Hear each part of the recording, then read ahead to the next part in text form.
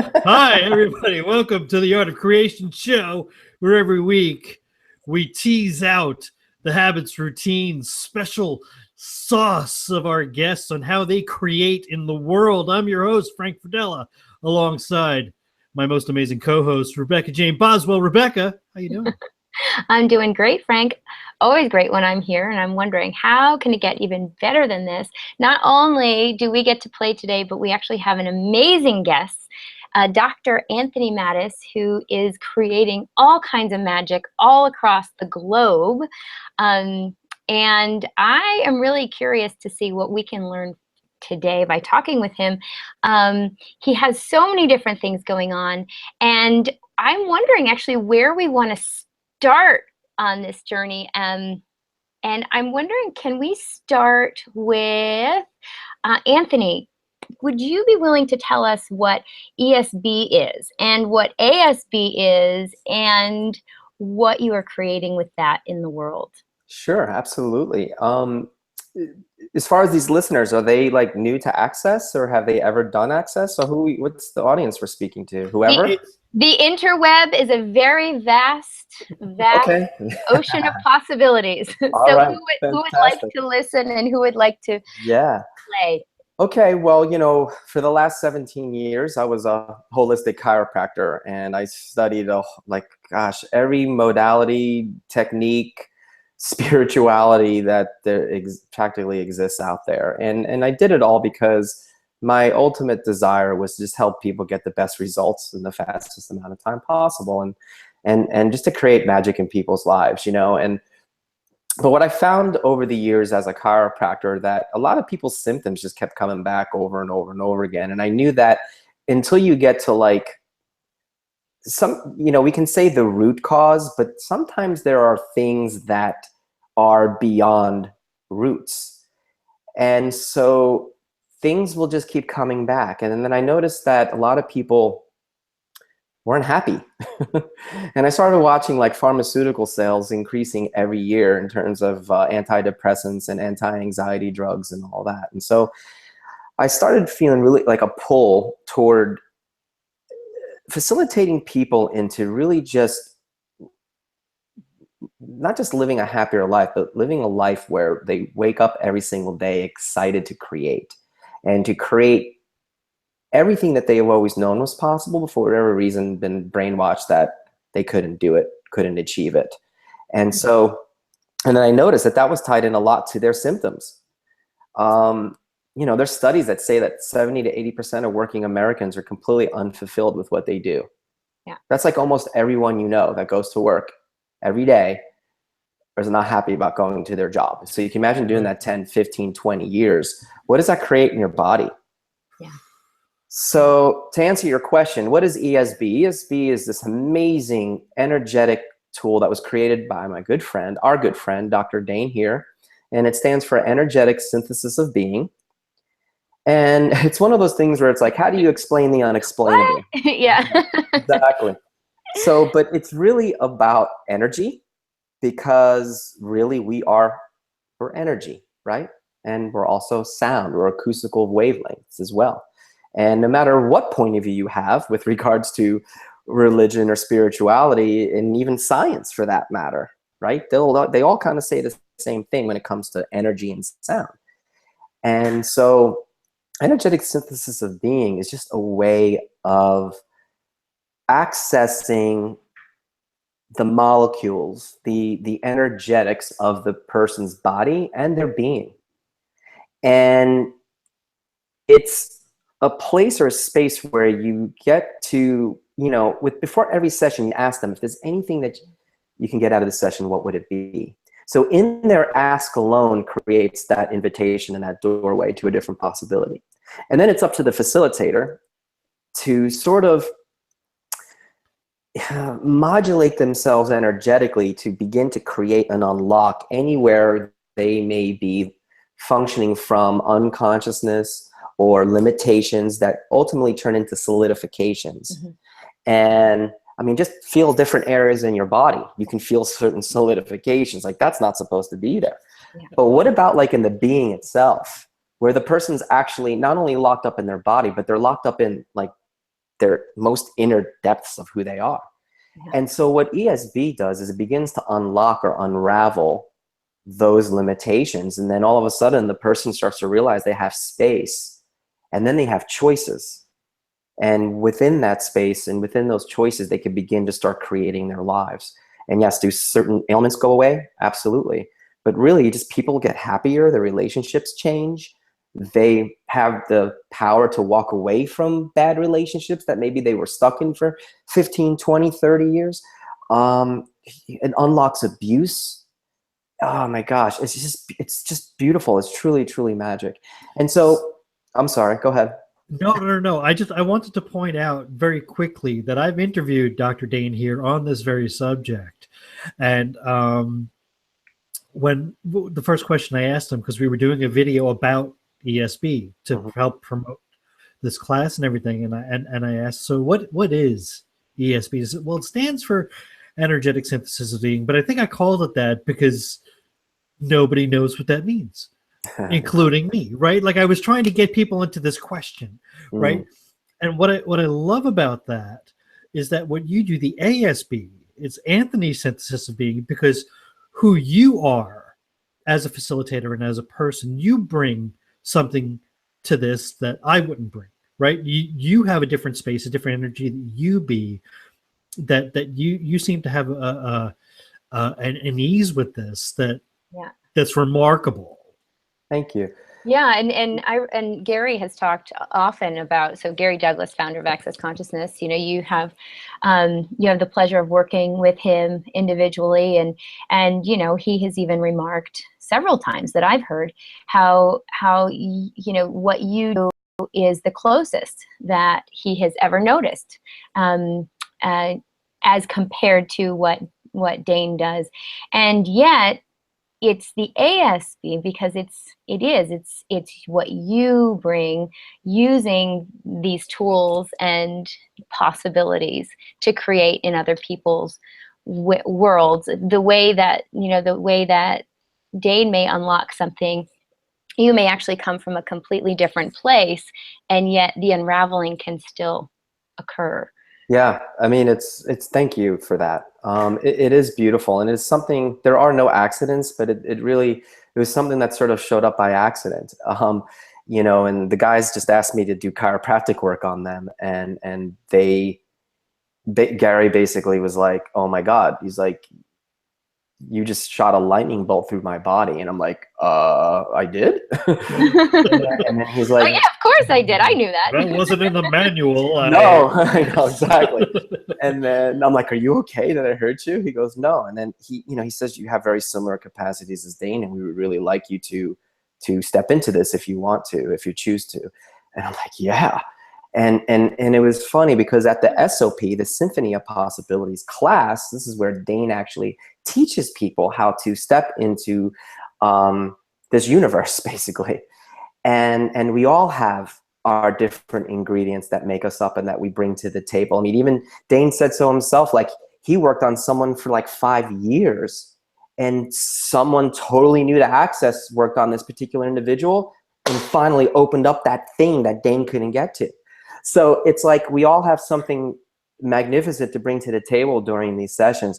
And it was really touching to me because the guys don't have to promote me at their classes. They don't get anything out of doing that. And someone asked, they're like, why is Anthony calling it ASB and, da-da-da? And he's like, it was the first time in 15 years that anybody was able to show me what I'm able to do when I'm working on people. Amazing. So like Dane, it was like Dane was working on Dane, kind of.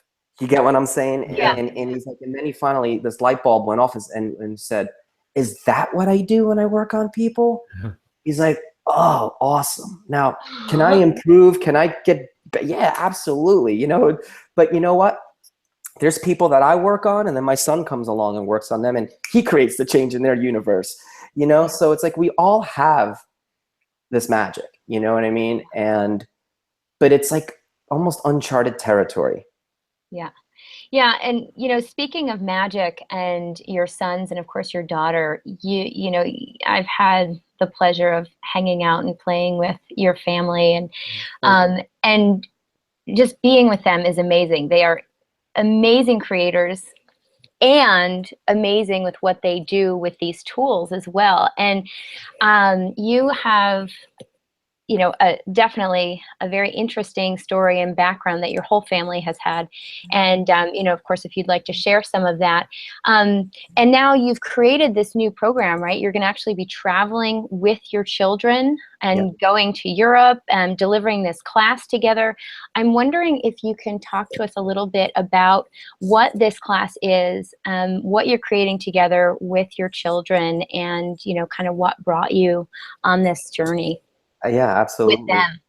Well, thank you. And geez, like I said, I've been a holistic chiropractor for 17 years. I've studied different philosophies, different religions, and many different techniques and modalities. And their mom, my late wife, when I met her, she had bipolar disorder or manic depression. But she was so brilliant and beautiful, and I loved.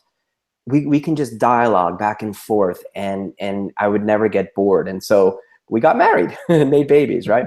But I remember when we first, when we first met, it was like that.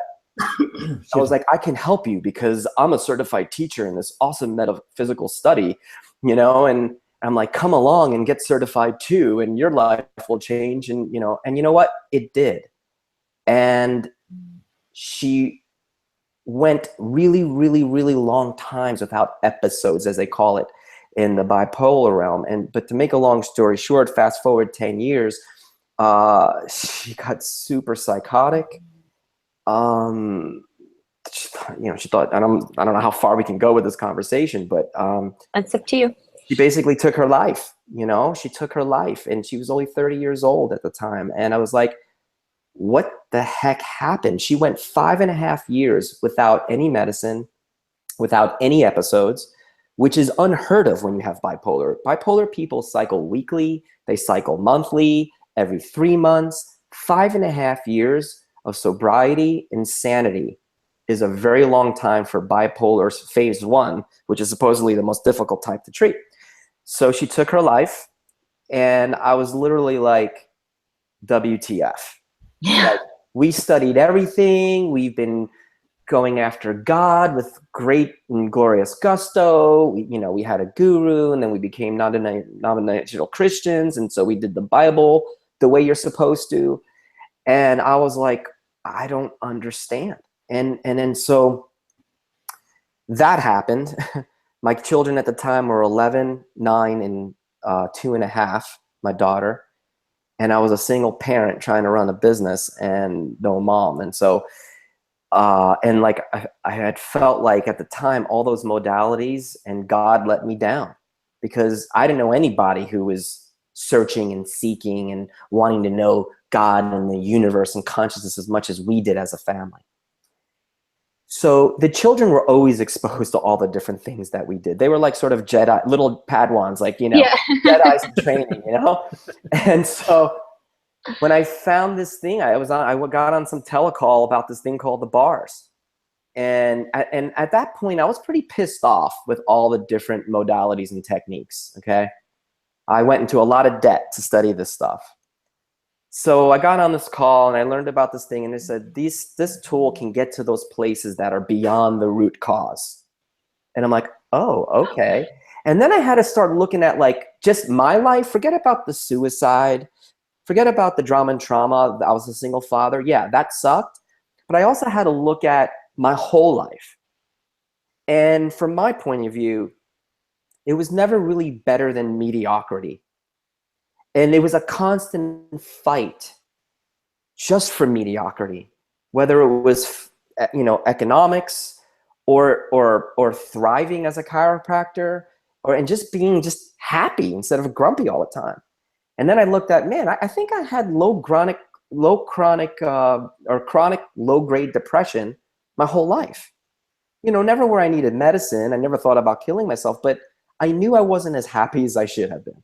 Yeah. And so this thing called the bars and access consciousness, you know, I had a bad attitude and the tools were working. And I brought my kids. They were working despite you. Exactly. Not to spite you, but despite you. Yeah. And I saw the impact it was having on the children and the ease it was creating in their world. And this was my exact point of view. My exact point of view was I've done so many techniques, probably won't help me, but it's going to help them. And if I can stop this generational thing of mental illness from happening with the kids, great. And so, but all of a sudden things just started showing up in my world. One thing after another, where never showed up with any of the other tools and modalities that I've ever done. And I was like, okay, there's something really powerful about this work. And it's not just about getting you through your drama and trauma, but it's about creating your life in all the ways you know are possible, in every area. If you're in a relationship, having a juicy or yummy relationship, or, you know, if you're not comfortable with your body, becoming more comfortable with your body. If you're sick all the time, not being sick all the time, you know, I mean, you name it. And then, so one day I called Gary and I said, Gary, I'd really like to contribute more to Access than besides doing sessions and classes and facilitating the bars class and foundation and blah, blah, blah. And he's like, well, what would you like to create? What would be fun for you? And I'm like, well, my family's been through some shit. And I can talk to people about not only getting through their shit, but like going so far beyond it that they can actually create a life that's sort of like heaven on earth, if you will, not to sound cheesy. And he's like, okay, cool. And I said, what about a class called Life Beyond Havoc? And he's like, nah. He's like, how about how we got to awareness as a source of creating our future? And I'm like, that's so long. I can't fit that on a flyer or a poster. So I've learned to not listen to Gary. Everything he's ever suggested that I do, it really explodes in a good way. And so the kids and he goes, why don't you consider co-facilitating with your two sons who are now 16 and 14? And I'm like, I didn't think of that. So, and what this class is about is, I mean, it's really, it's the potential, the possibilities are unlimited, but it's about hope. It's about possibility. It's about contribution. It's about not letting your past dictate your future. Yeah. And then that no matter how horrible of a past you have, or no matter what kind of horrible situation you may be presently in, it doesn't have to dictate what the future looks like or be's like, if that's even grammatically correct. Yeah. It's not. Yeah. But, and that's what the class is about. And we're really there to give people a different possibility and a different reality, no matter what has stuck them before or is currently sticking them with. So what was the response when you went to the boys and you said, hey, I just got off the phone with Gary, and guess what he said? They're like, cool. Yeah. How much did we get paid? Yeah, that's so cool. No, I mean, it's awesome. And we've done Zoom Hangouts. You know, I've done there's a lot of free Zoom Hangouts on my YouTube channel, and people can get the background story in detail and really tap into the energy of the struggle and the pain and the loss, because when you go through a tragedy like that, you are numb for a long time. You're almost in denial that the person's gone. You're expecting them to walk through the door the next day, or they're going to show up when you're in the middle of Disney World somewhere. They're going to just pop up out of a crowd and say, hi, I'm back.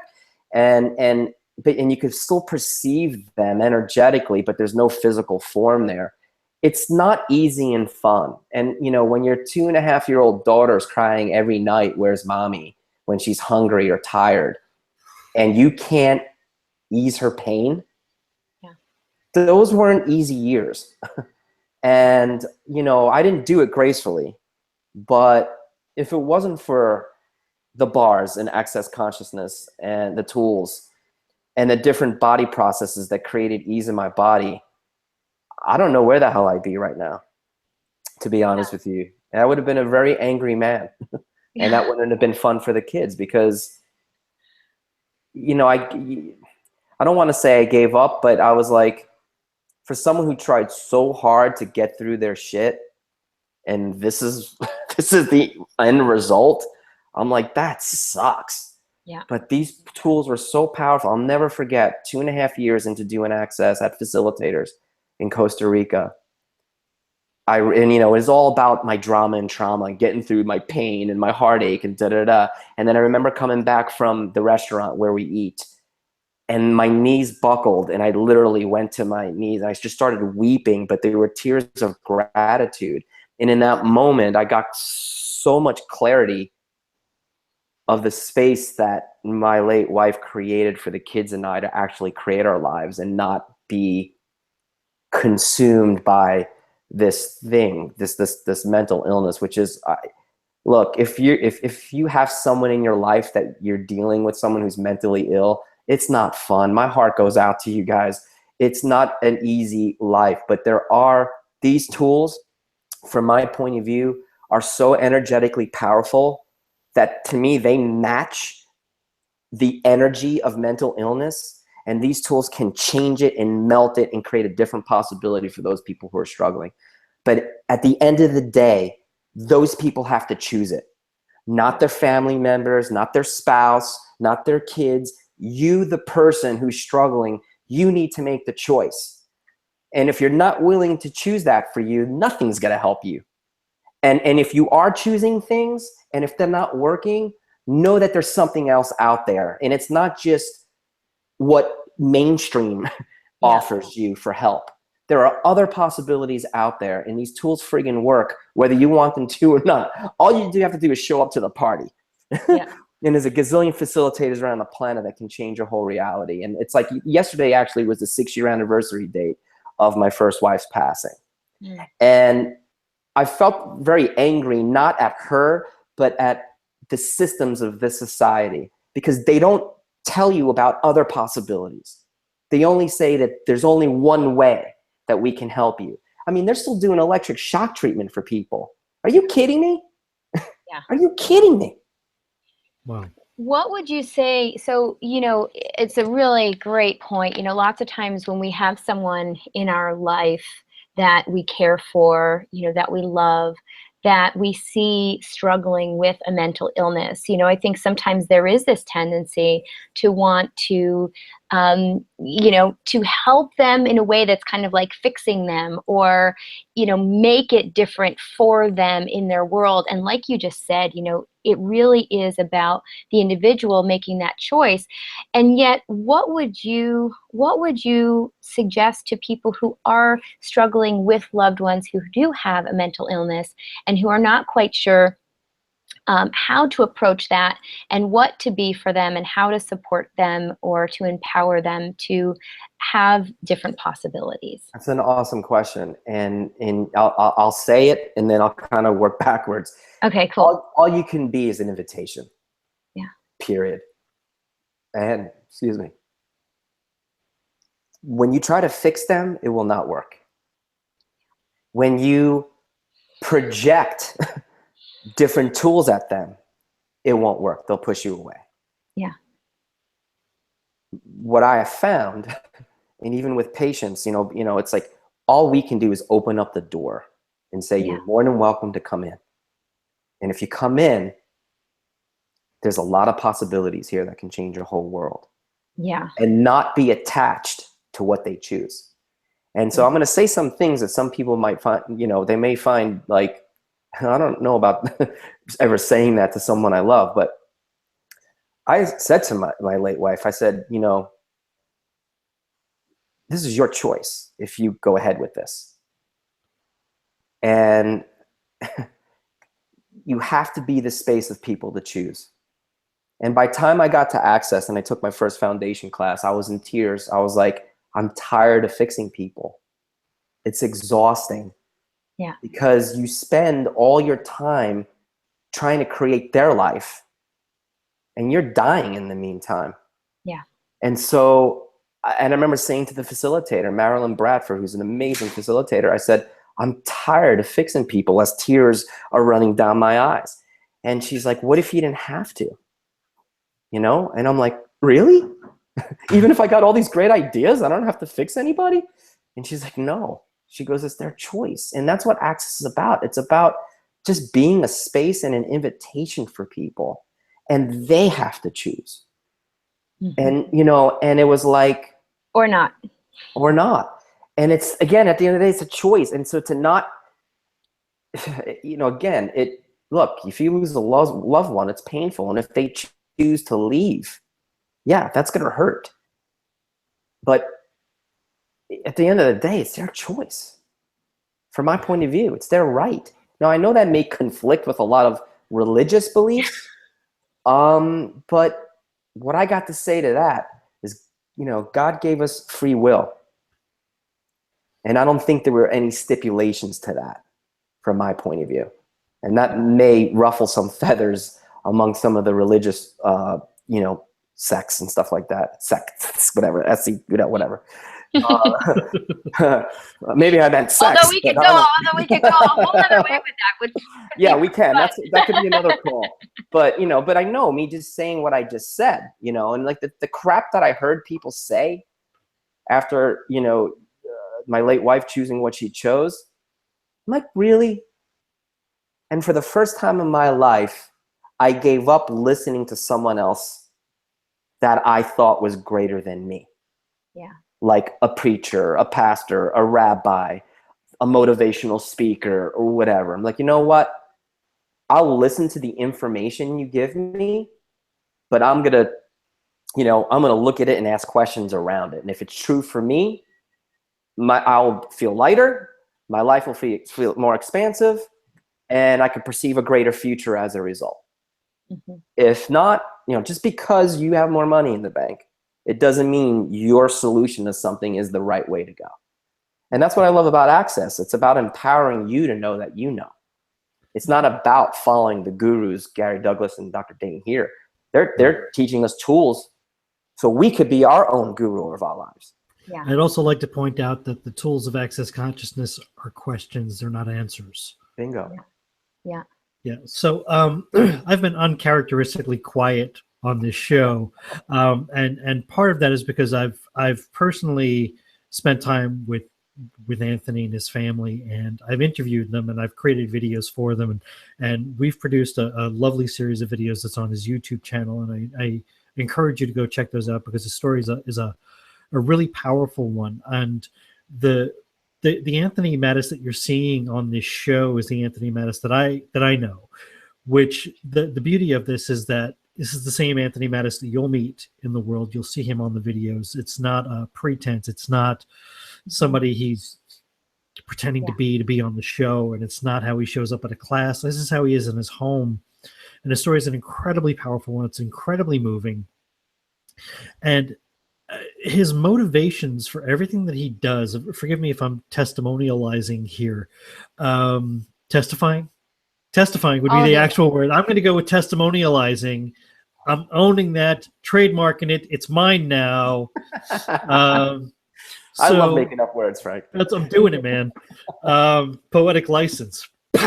So nailed it. So the thing here is that his motivations all along, you'll notice that he said, you know, he spent 17 years trying to fix people, trying to help people. His entire motivation all along was, how does he make other people's lives better? And he's still doing that. The difference now is that he's only helping, or not only helping people, but the people that receive the most. He's recognized that these are the people who have chosen to be better, right? And I mean, that's such an initial, an important, what's the word I'm looking for? An essential part of the equation, right? No matter what Anthony can be, or Rebecca can be, or I can be, or any facilitator or any doctor in the world can be, if you don't want to let go and release what is causing that, right? There's nothing anybody can do for you. And it must have been so frustrating for you, Anthony, to have spent all of these years trying to fix people, trying to help people, and to have, like, not only not have that work sometimes, but then to have life or God or the universe kind of like bitch slap you with this other thing where it's just like, come on, really? Yeah, totally. Really? Well, as someone said, you had one knee on the ground and someone came over and kicked you in the balls. Yeah. Right. Nice. But and you know what I really see here is it's Thank like, you know, you may have been spending 17 years trying to fix and help other people, right? And we know that there's sometimes is an interesting energy in help. And but now it's like you're coming from this place of what contribution can I be and how can I contribute to other people? And what really strikes me and stands out to me is how now you are included in that. Thank you. And all of that time up until up until that point, it's like you were out there trying to create in everybody else's world. Yeah. And there was no you in any of that. Exactly. And it's like you came to you, and now from that place, you can actually, you said, be the invitation, and through that, be the contribution that you'd like to be in the world and that other people are willing to receive. So let's talk for a second about how help is a superior position. Right. So one of the things you were talking about, Anthony, was that you stopped listening to people that you had held in a higher esteem than you. You put their opinions, their thoughts, their education, their whatever above your knowing, your awareness, what have you. Right. And so very often when people offer you help, it's from this superior position of, you know, you need my help. Right. And it is a superior position. And what you do now isn't that at all. No. Right. Yeah, it's amazing, and it's so freeing to not have to think you have the answers to someone else's problems. That's it right there. Yeah. And it's exhausting because because I was the type of person is if my solution to your problem didn't work, then I made myself even wrong. You then know, you're bad at what you do. Crap. Yeah. Yeah. You're a fraud. Exactly. Yeah. Yeah. And so, and what's beautiful about Access is it's all designed to empower the person to know that they know what they need to be, do, and have to create their life. Yeah. And it's all about asking them questions. Right. So I want to shift the conversation a little bit back to these ASB sessions. I'm gonna bring in the 800-pound gorilla into the room, the thing that I feel like a lot of people kind of gloss over in Access. And I'm gonna out myself here as one of these people who I don't feel the energy, right? I've attended an ESB session, 2 of them, in fact, and I've gone to an SOP. I've spent probably more time in Access classes this past year than any living person except for Dane and Gary. Like, I'm at all of these classes, I'm filming all the time, and I see them do all of this stuff that looks like wushu kung fu to me, and I don't feel anything. I've done SOP sessions, and I'm like, when can I stop doing with the wavy hands? I don't. And people on the table are kind of like, oh, that feels great, and I'm like, really? I don't think I'm doing anything, right? And I feel like there's got to be other people like me out there who are like, I would feel like a fraud offering these sessions. What am I doing wrong is the question I feel like a lot of people are asking, because I know I've asked it, right? Like, what am I doing wrong? What's wrong with me that I don't get it, Anthony? Fix me, Anthony. Everything, Frank. Fix me now. Well, first of all, the ESB, ASB, SOP, energy, it's not a doing. It's a being. Now Now that right there, what does that mean? What the hell does being mean? How do I be? What? We don't learn how to be when we go to grade school. No. We learn how to obtain information so we can pass a test.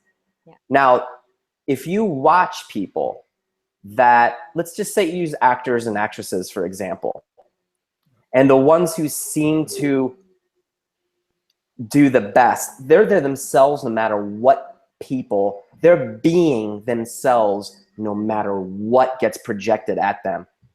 You get what I'm saying? When they're up, they're still being themselves. When they're down, they're still being themselves. You know, Robin Williams, for example. I mean, that guy, he probably improv'd almost every script that existed out there. When you'd see him on like late night talk shows and stuff, he'd just get up out of his chair and he'd go on these little rants. He was being himself.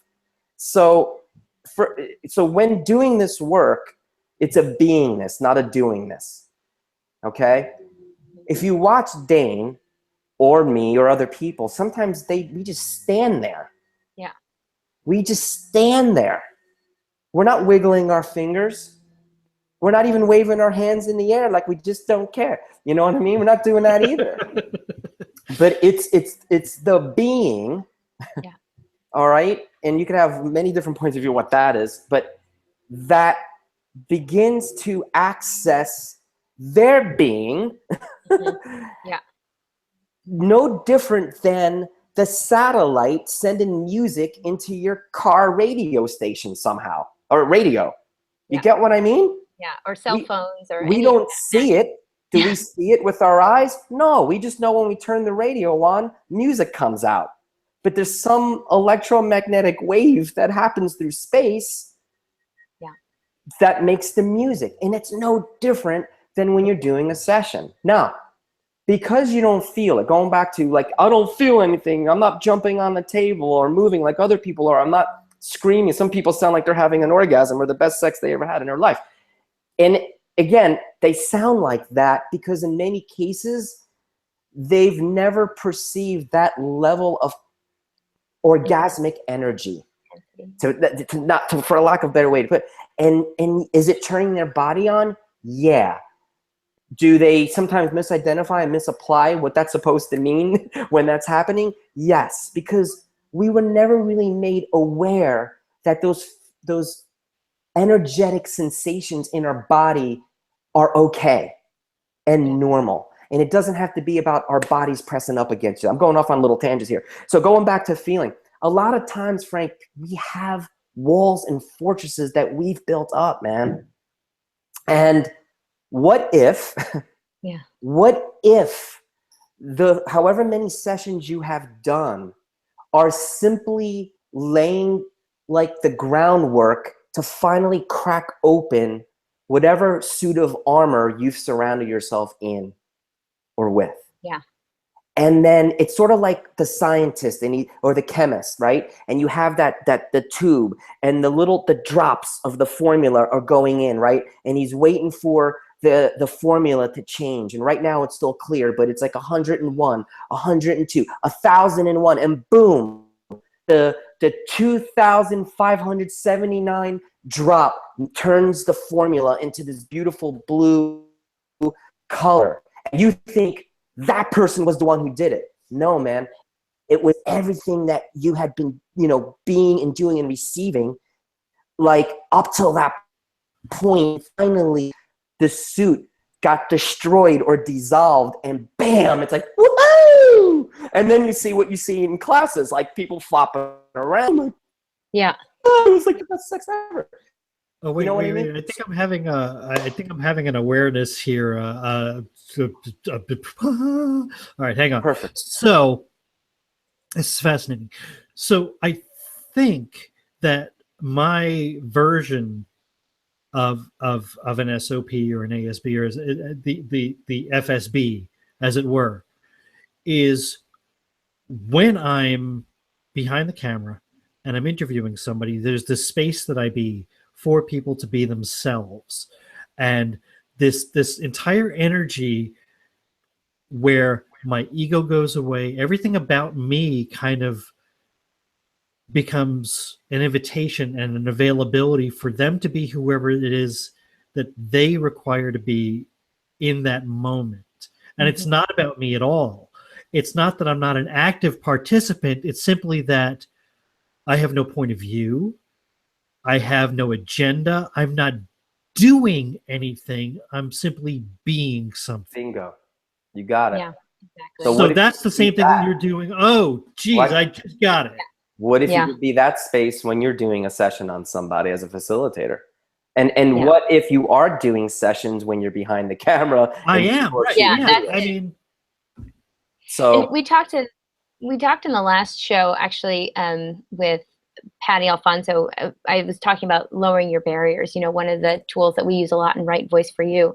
And really when you're talking, Anthony, that's really what I perceive is when we are able to push down and drop all those barriers that we have, all the judgments, all the masks, all the things, the barriers that we put up that lots of times we're trying to keep ourselves safe or protect ourselves or, create a persona, whatever it is that we're doing with those barriers. If we can actually just drop those, then we have that space of being where we can then be in the space where our being can recognize the being on the table or the being that we're working with, and vice versa.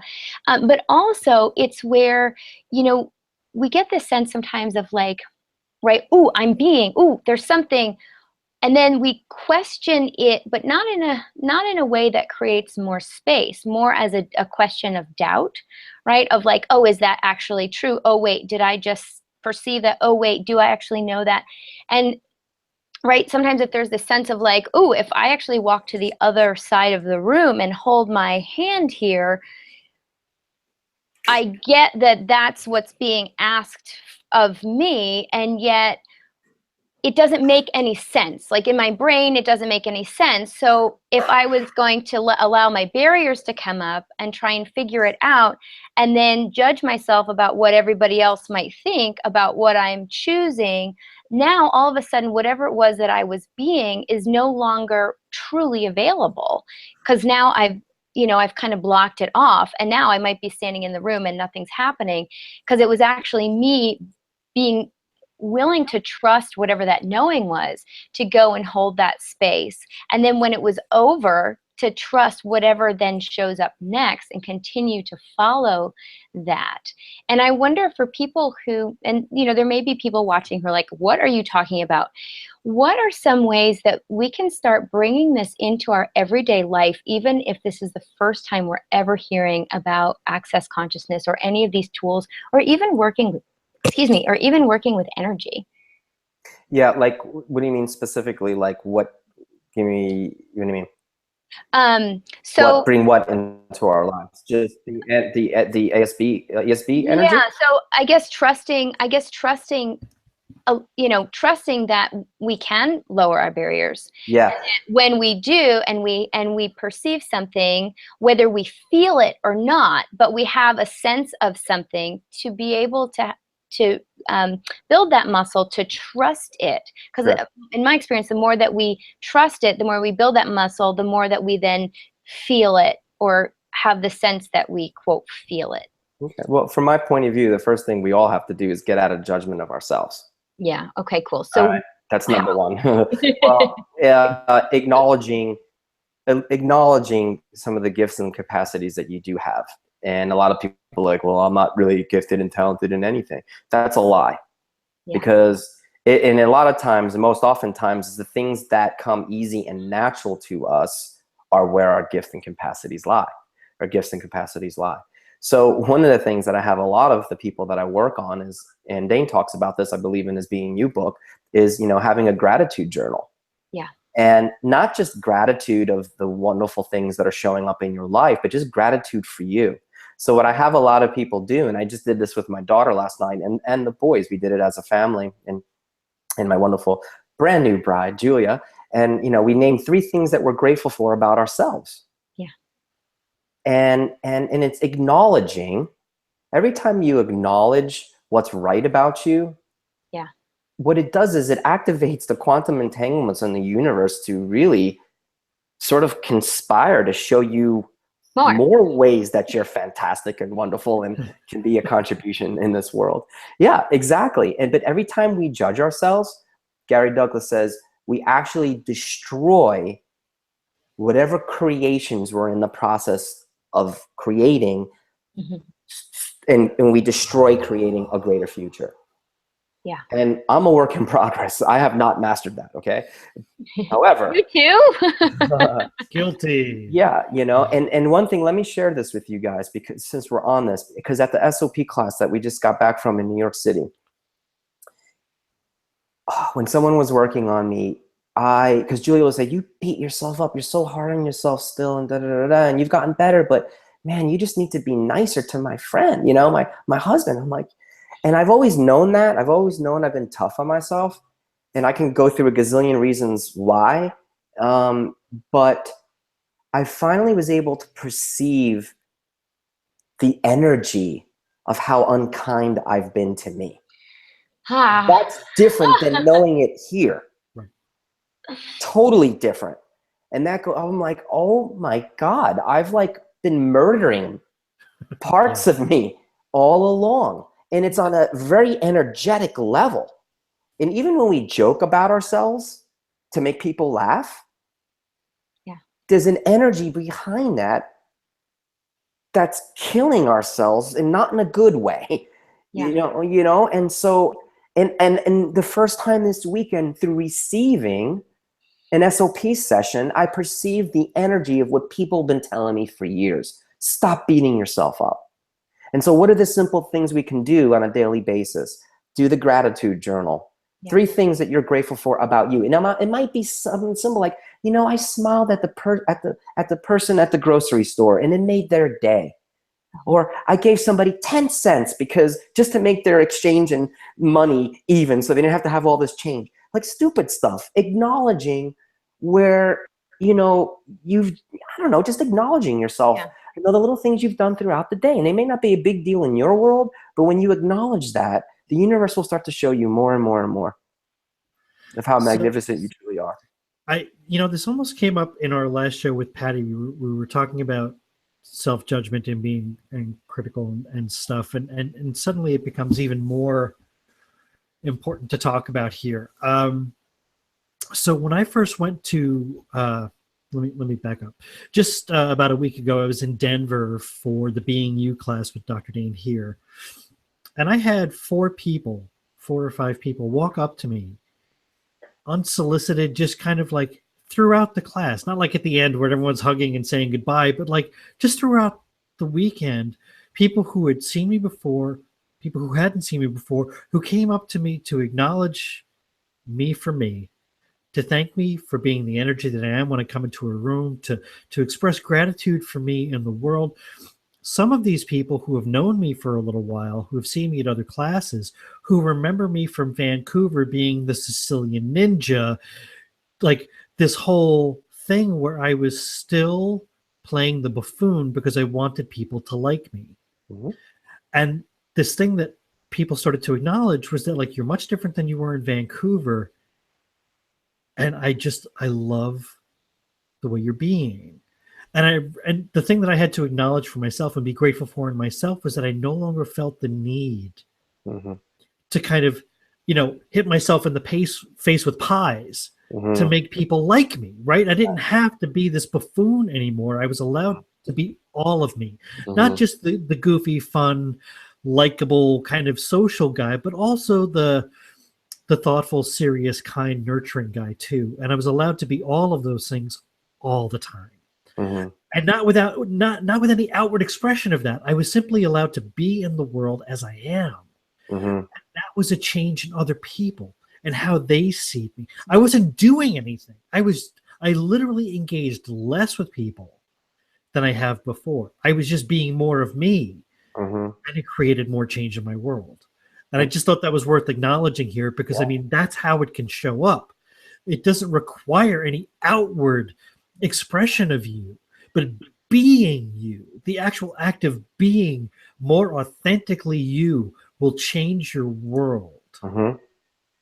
Yeah. And I love this idea about the journal where you're really acknowledging yourself too. Because I mean, how many people are, have been conditioned to seek outward validation and to seek outward praise. And, when we can actually become, when it can actually start to be fun to have gratitude for ourselves and to acknowledge things on our own, it's kind of, it not only makes everyone else's feedback irrelevant, it also makes it so much more fun and so much easier to receive anyone else's praise if and when it comes, because you're no longer seeking it and you're no longer requiring it and you're no longer attaching value to it in terms of your own personal worth, because you already know the gift that you be. yeah, whether other people see it or not. And the irony, of course, is that the more that you see it yourself, we're talking with Patty about this concept of, sexy. And, how she was saying it wasn't me being sexy that made me conscious. It was consciousness that actually brought out my sexy, because it was actually her being more of her, who she actually bees in the world, that had this energy of that. Mm-hmm. So, I'm gonna make a connection here, and Anthony, you can let me know if you think I'm onto something. That that moment when you're with somebody, and we typically view this as a romantic attachment, right? But that moment when you're with somebody, and you can drop your barriers and be wholly yourself, and that person can exist with you without judgment, without point of view. They're just being themselves. So many people find that to be such a powerful connection. And this is what that ASB session is. I mean, like, this is the same energy. Am I right? Yeah. Frank, after a while, the identification of the person goes away, and you're really just working with the being. Yeah. And, one of the things also to point out here, it's like, when there is that thing of like, when I'm like, okay, I'm with this other person, and for the first time, it's magical and whatever, and my barriers are down, and, how much of it is actually that person that you're experiencing as this magic, and how much of it is actually you having your barriers down and perceiving that for the first time.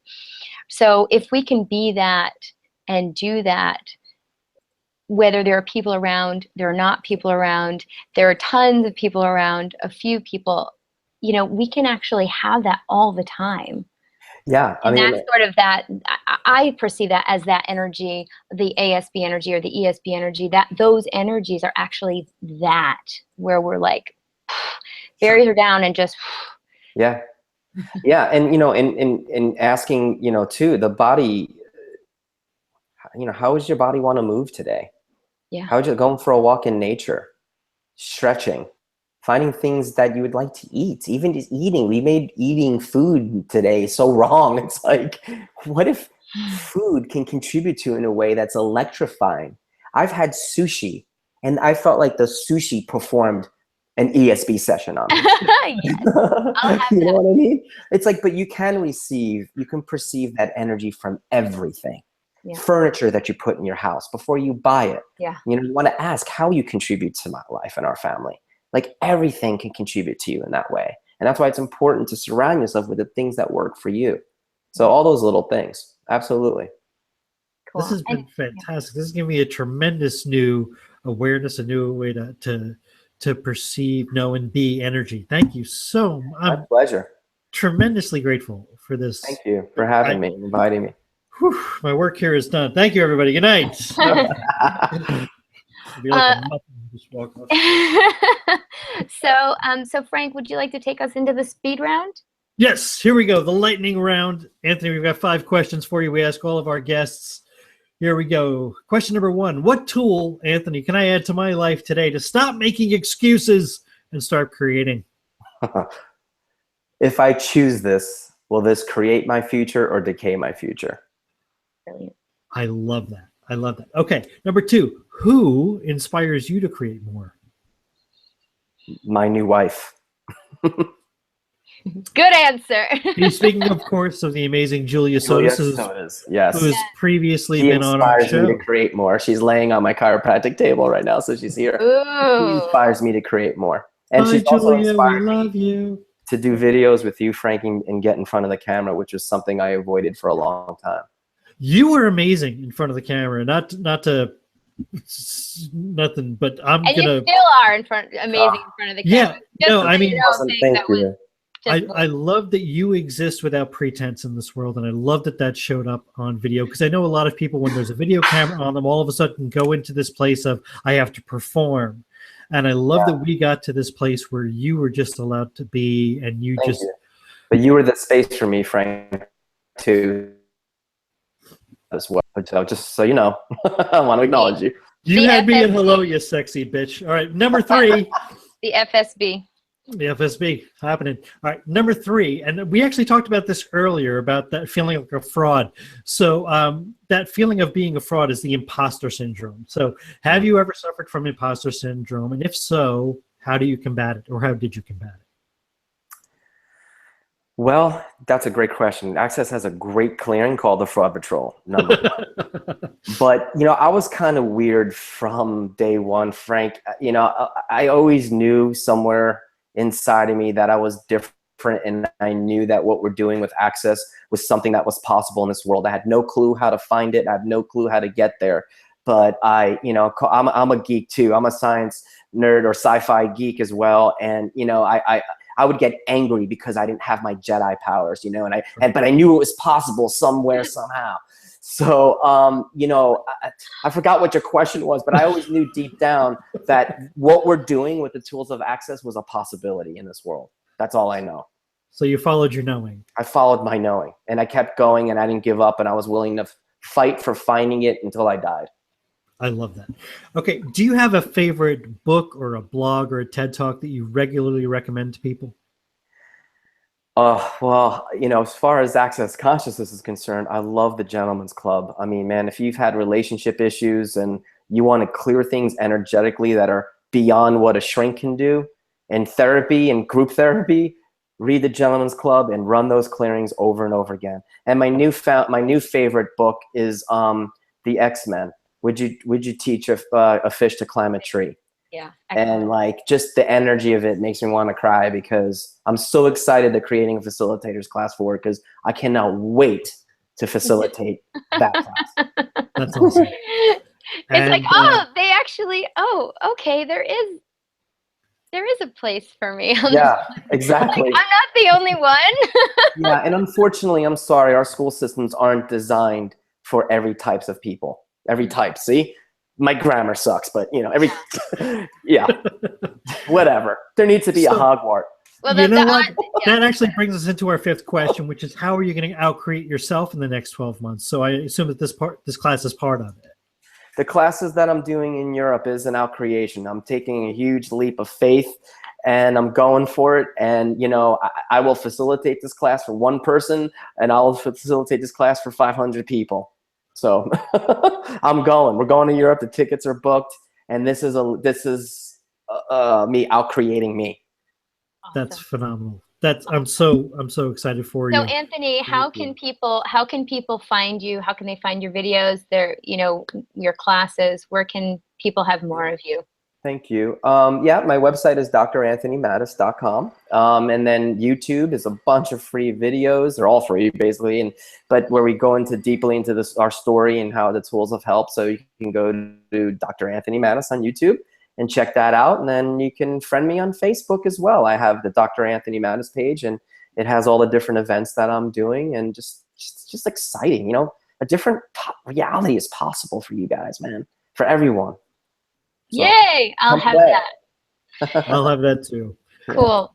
Well, thank you so much. I love you guys. You're awesome. Love you too, bud. Well, thank you so much. And who knows, maybe we'll have your kids on the show at some point after the European tour, because I'd love to hear from, from their point of view, what's being created and all that. So maybe we'll have to look at that for the future. Cool. Well, big hugs and smooches to that beautiful wife of yours. If anybody watching this has not seen the episode with the lovely Julia Sotis, you can go back and you will find her earlier in our history, and that is also a fabulous show. And she is doing a lot of amazing things as well. So checking her out, it might actually contribute to you. So only choose it if you'd like to have more. And I think that's it for today. All right. Spectacular, folks. Thanks so much for joining us here on the Art of Creation show, available for you on YouTube. And we have a Facebook page. Come there, drop in, say hi. You can actually leave questions and comments for our guests. We'll make sure they see those. And I've been your host, Frank Fradella, along with Rebecca Jane Boswell and our very special guest, Anthony Mattis. Dr. Anthony Mattis. The doctor has been in. He's leaving now. Thank you. And we'll see you next time. Bye, everybody. See you next time.